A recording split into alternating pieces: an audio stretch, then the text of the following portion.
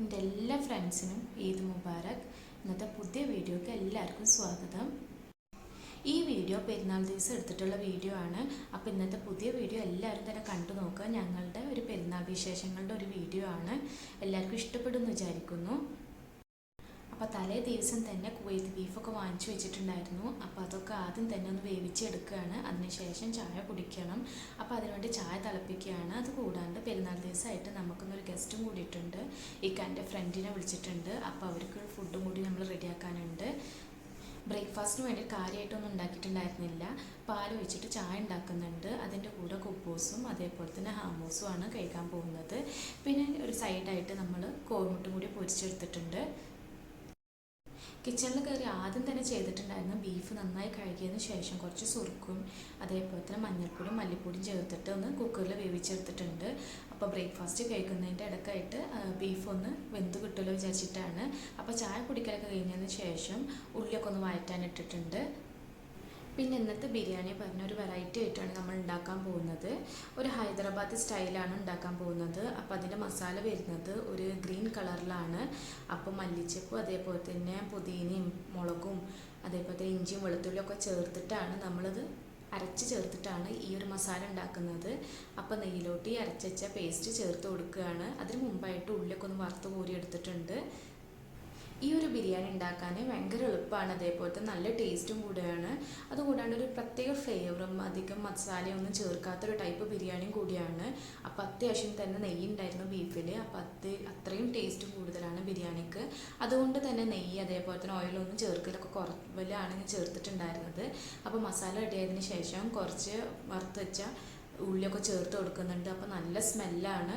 പിന്നെ ഇതിന് മസാല ഉണ്ടാക്കുന്നതിനായിട്ട് കൂടുതൽ ടൈം എടുക്കുന്നത് നമ്മളുടെ ദം പ്രോസസ്സിനാണ്. അപ്പോൾ അരി വേവിക്കുമ്പോൾ പകുതി വേവിലാണ് അരി വേവിച്ചെടുത്തിട്ടുണ്ടായിരുന്നത്. ഇനി ഈ മസാലയെ കിടന്നിട്ട് വേണം ബാക്കി അരി വേവാനായിട്ട്.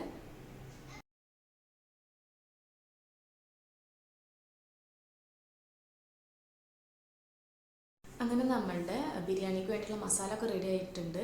പിന്നെ നമ്മൾ പാലട പായസം കൂടി ഉണ്ടാക്കുന്നുണ്ട്. അതിന് വേണ്ടിയിട്ട് പാലട ഒക്കെ വേവിച്ചെടുത്തിട്ടുണ്ട്. കരാമലൈസേഷൻ ചെയ്തിട്ടാണ് നമ്മൾ ഈ പാലട പായസം ഉണ്ടാക്കുന്നത്. പാലട മിക്സൊക്കെ കിട്ടുന്നുണ്ട്, പക്ഷെ ആ ഒരു രീതിയിലല്ല. വെറും പാലടയുടെ അട മാത്രം വാങ്ങിച്ചിട്ടാണ് നമ്മൾ ഈ പായസം ഉണ്ടാക്കാൻ പോകുന്നത്.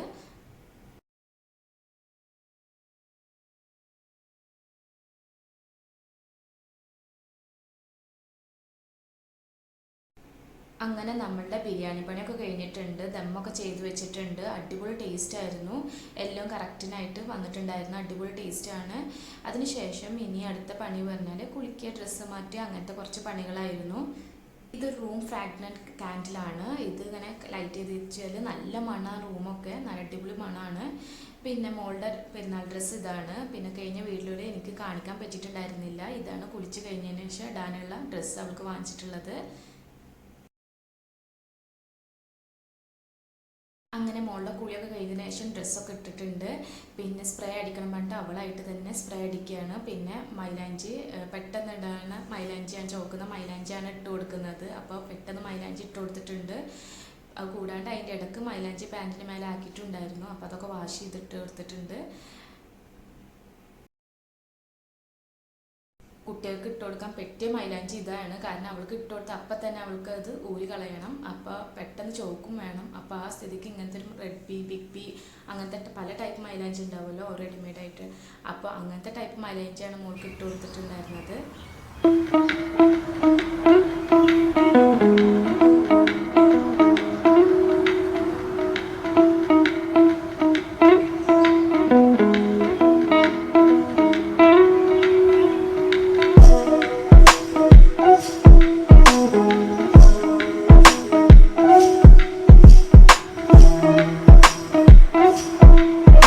പിന്നെ ഇതാണ് എൻ്റെ പെരുന്നാൾ ഡ്രസ്സ്. ലുലുന്ന് വാങ്ങിച്ചിട്ടുള്ളതാണ്. ഒരു ടോപ്പാണ്, ലോങ് ടോപ്പാണ് വരുന്നത്. ഫ്ലോറൽ പ്രിൻ്റാണ് വരുന്നത്. പിന്നെ ഇതാണ് മോളുടെ ഫ്രോക്ക് വരുന്നത്. ഒരു കോട്ട് ടൈപ്പാണ് ഡ്രസ്സ് വരുന്നത്. അങ്ങനെ ഡ്രസ്സൊക്കെ ഇട്ടതിന് ശേഷം പുറത്ത് പോയിട്ടുണ്ടായിരുന്നു. ഇതിൻ്റെ കണ്ടിന്യൂഷൻ ഇനി അടുത്ത വീഡിയോയിൽ കാണുന്നതായിരിക്കും. ടാറ്റാ.